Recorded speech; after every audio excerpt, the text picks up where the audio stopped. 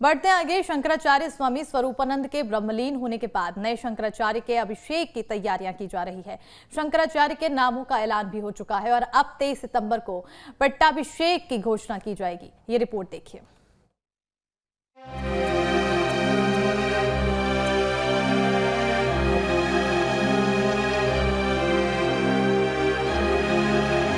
स्वामी स्वरूपानंद के ब्रह्मलीन हो जाने के बाद संत समाज को गहरा आघात पहुंचा है।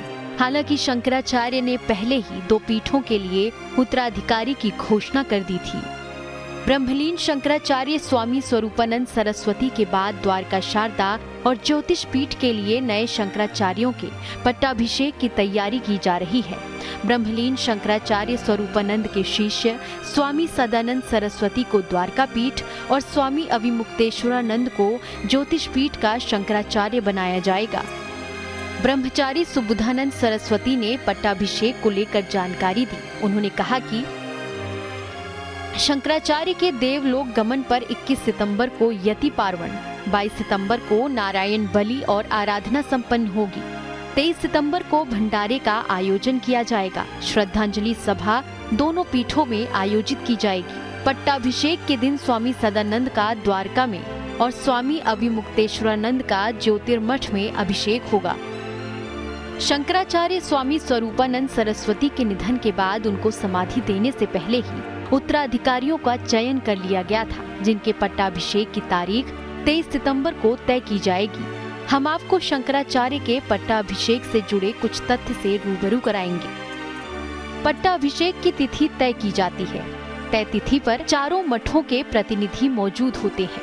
काशी के विद्वानों के सानिध्य में पट्टाभिषेक होता है। नए शंकराचार्यों का सभी तीर्थों के जल से अभिषेक होगा। उनको शंकराचार्य की गद्दी पर बिठाया जाएगा। क्या है शंकराचार्य बनने की योग्यता? ब्रह्मचारी हो, दंडी सन्यासी हो, संस्कृत, चतुर्वेद, वेदांत और पुराणों का ज्ञाता हो, राजनीतिज्ञ न हो। शंकराचार्य पद क्या है? शंकराचार्य हिंदू धर्म में सर्वोच्च धर्मगुरु का पद है, जो बौद्ध धर्म में दलाई लामा एवं ईसाई धर्म में पोप के समकक्ष है। देश में 4 मठों में 4 शंकराचार्य होते हैं, लेकिन स्वामी स्वरूपानंद 2 मठों के शंकराचार्य थे। दोनों मठों से जुड़े अखाड़े और साधु संत उत्तराधिकारी का चयन करते हैं। चारों मठों में प्रमुख को शंकराचार्य कहा जाता है। शंकराचार्य पद की शुरुआत कब हुई? शंकराचार्य पद की शुरुआत आदि शंकराचार्य ने की। आदि शंकराचार्य एक हिंदू दार्शनिक और धर्मगुरु थे, जिन्हें हिंदुत्व के सबसे महान प्रतिनिधियों के तौर पर जाना जाता है। आदि शंकराचार्य ने सनातन धर्म की प्रतिष्ठा को बनाए रखा। उन्होंने ही भारत के 4 क्षेत्रों में 4 मठ स्थापित किए। इन मठों में आदि शंकराचार्य ने अपने 4 प्रमुख शिष्यों को आसीन किया। तभी से चारों मठों में शंकराचार्य पद की परंपरा चली आ रही है। आदि शंकराचार्य कौन थे? आदि शंकराचार्य अद्वैत परंपरा के प्रवर्तक, संस्कृत के विद्वान, उपनिषद व्याख्याता और हिंदू धर्म के प्रचारक थे। आदि शंकराचार्य को भगवान शंकर का अवतार माना जाता है। उन्होंने उत्तर भारत में अधिकांश समय व्यतीत किया। आदि शंकराचार्य ने पूरे भारत की यात्रा की थी। चारों पीठों की स्थापना कर उसमें शंकराचार्य नियुक्त किए। चारों मठों के अलावा पूरे देश में 12 ज्योतिर्लिंगों की भी स्थापना की। कौन है स्वामी अविमुक्तेश्वरानंद? अविमुक्तेश्वरानंद का जन्म 15 अगस्त 1969 को ब्राह्मणपुर गांव में हुआ। अविमुक्तेश्वरानंद का बचपन का नाम उमाशंकर है।